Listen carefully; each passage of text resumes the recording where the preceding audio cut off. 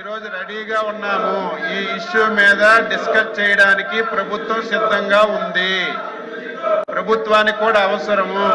Urea కానీ వ్యవసాయ ఉత్పత్తుల మీద కానీ ప్రభుత్వం ఏ నిర్ణయాలు తీసుకుంది, ఏ విధంగా ఈ రాష్ట్రంలో రైతులకు ఆదుకుందనే విషయం చెల్లవలసినటువంటి అవసరం ఉంది. కాబట్టి మీకు ముందుగా చెప్పాను అధ్యక్ష, మీరు ఎప్పుడు సమయం ఇస్తప్పుడు చర్చించడానికి డిస్కస్ చేయడానికి ప్రభుత్వం సిద్ధంగా ఉందని మీ ద్వారా సభ్యులకు తెలియజేస్తున్నాను. ప్రభుత్వం పారిపోవటం ఈ చర్చ జరగాలి, వాస్తవాలు రాష్ట్ర రైతాంగానికి తెలియజేయాలి. గత ప్రభుత్వాలు ఏం చేశాయి, ఈ ప్రభుత్వం ఏం చేసింది, ఎందుకు ఈ సమస్య వచ్చింది, ఈ సమస్య పరిష్కరించడానికి ప్రభుత్వం ఏ నిర్ణయాలు తీసుకుంది, ఇప్పుడు ఉన్నటువంటి పరిస్థితి ఏంటనేది ఈ రాష్ట్రంలో ఉన్నటువంటి ప్రజలకి రైతాంగానికి తెలియచేయవలసినటువంటి బాధ్యత గల ప్రభుత్వంగా మా మీద ఉంది.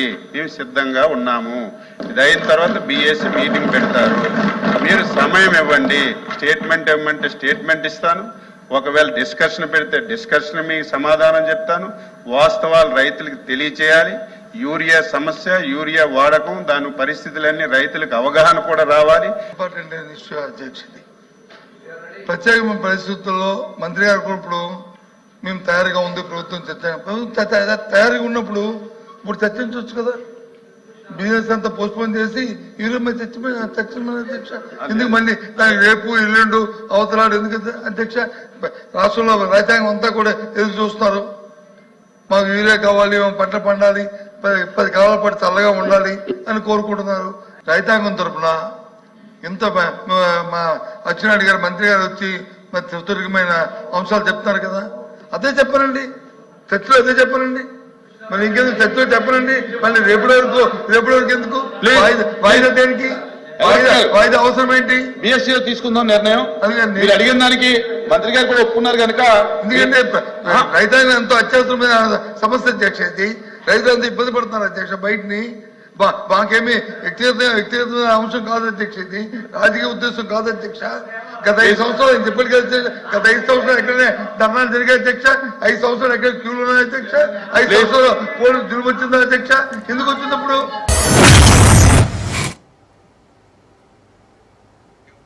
మరోవైపు తిరుమలలో కూటమి ప్రభుత్వం వచ్చిన తర్వాత జరుగుతున్న పరిణామాలపైన వైసీపీ సభ్యులు ప్రశ్నించారు.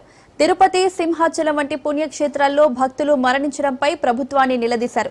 ఈ సందర్భంగా అధికార ప్రతిపక్ష సభ్యుల మధ్య విమర్శలు, ప్రతి విమర్శలతో సభను మరోసారి వాయిదా వేశారు చైర్మన్. సభ తిరిగి ప్రారంభమైన తర్వాత వైసీపీ విమర్శలకు మంత్రి ఆనం సమాధానమిచ్చారు. రాష్ట్ర ప్రభుత్వం మంత్రిపై బురద జల్లుతున్నారని వైసీపీ సభ్యులపై ఫైర్ అయ్యారు. మంత్రి సమాధానంపై వైసీపీ సభ్యులు అభ్యంతరం వ్యక్తం చేశారు. ప్రభుత్వ తీరుపై నిరసన వ్యక్తం చేస్తూ శాసన మండలి నుంచి వాకౌట్ చేశారు.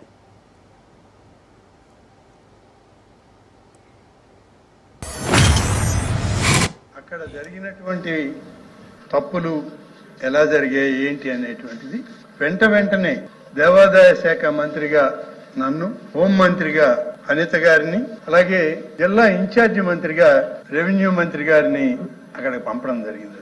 ఆ యొక్క సంఘటనలో బాధితులైనటువంటి కుటుంబాలని, అలాగే చనిపోయినటువంటి కుటుంబాలని పరామర్శించడం, హాస్పిటల్కి వెళ్ళి హాస్పిటల్లో మిగిలిన గాయాలు ఉన్నటువంటి వాళ్ళకి మెరుగైన వైద్యం అందించాలని చెప్పి వాళ్ళకి ఆదేశాలు ఇవ్వడం, ఘటన ఎలా జరిగింది అనేటువంటి వాస్తవాలను కూడా గౌరవ ముఖ్యమంత్రి గారు, ఉప ముఖ్యమంత్రి గారు ప్రత్యేకంగా పరిశీలించడం, తిరుమల నుంచి వాళ్ళ స్వార్థ రాజకీయాల కోసం ఆ టికెట్ కౌంటర్లని కిందకు తెచ్చారు అధ్యక్ష. దాన్ని కొనసాగించారు కొంతకాలం.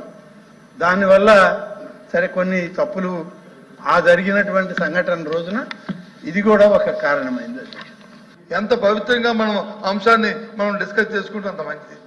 కానీ మా సోదరుడు సీనియర్ మంత్రి గారు మరి ఎందుకోసమో దాన్ని అంశాన్ని పక్కన పెట్టి కొత్త అంశాలను ఎత్తి తీసుకోవడం అనేది చాలా దురదృష్టకరం, అప్రస్తుతం కూడా.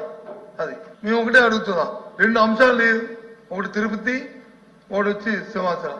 పూరి ఇంతకుముందు ఎప్పుడే సంఘటనలు జరిగాయి అంటే కాదు, జరిగింది దురదృష్టం. అది ఒక తప్పిదం, మానవ తప్పిదనం. దాన్ని మంత్రి గారి మాటల్లో కూడా అంగీకరించారు. అంగీకరించిన దానికి మా సభ్యులు అడిగిన ప్రశ్న ఏంటంటే అధ్యక్ష, ఏం చర్యలు తీసుకున్నారు, ఏ విధంగా చేస్తారని చెప్పారు. దాన్ని మొదట్లోనే వారు మాట్లాడినప్పుడు రికార్డులో ఉన్నాయి అధ్యక్ష, నేనేమి రికార్డు దాటి వెళ్ళట్లేదు. మాట్లాడినప్పుడు అగమన శాస్త్ర ప్రకారము 2 రోజుల నుండి 10 రోజులకి మార్చారు అనే అంశంతో మొదలుపెట్టారు.